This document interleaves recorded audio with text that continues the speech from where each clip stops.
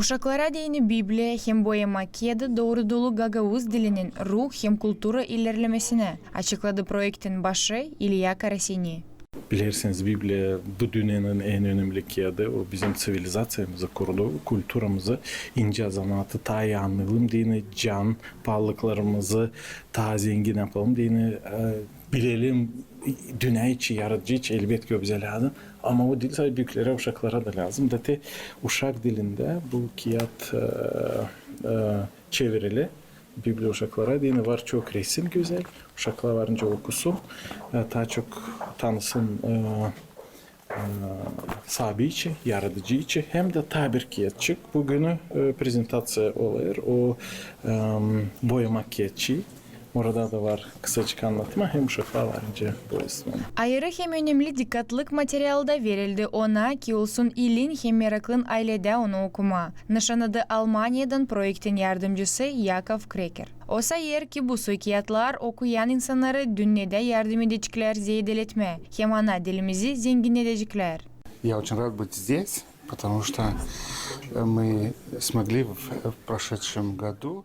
Ben çok mutluyum burada büyüm bulunma. Çünkü biz Gagavuzya'ya yardım ettik Allah'ın lafını çıkarma. Nice uşaklara deyini Biblia'yı ya da Biblia'dan anlatmaları. Bir yıl geri biz laf ederdik ki boyama kiyatçı uşaklara deyini çıkarma. Bu iki projekti biz 2025 yılda tamamladık. Da bugün onları size göstereceğiz. Книжку, разрисовку для детей. И эти два проекта можно было реализовать в 2025 году. Ну и сегодня вам его представить. Projekti tamamlama deyini ayrı yer prezentasyonun vakıdı da kapladı. Kiyatlar çıktılar mahsus Büyük Ortodoks Paskelle yurtunun yönünde. Nişanıdı Lumina in Orient cümle kurumun başı Vitali Pakitka. Мы говорили с Министерством культуры. Biz Kultura Ministerliği'nin laf ettiğinin geldi öyle bir fikir hani pek iyi olacağıydı yeni Biblia'nın tiparlanmasını çıkarma yurtlara karşı. Şimdi de tamam bize Paskelle yaklaşır. Onuştan pek islah olacağıydı o ana Gagavuz dilimizde çıksın. На гагаузском вышло новое издание Библии. Bu kağıtların tiparlanması ana babaların pay almasını da ardına çekecek. O zaman ailenin adetleri kavileşecek, birlikte vakit geçirmeleri zedelenecek, sayarlar prezentasyonun misafirleri.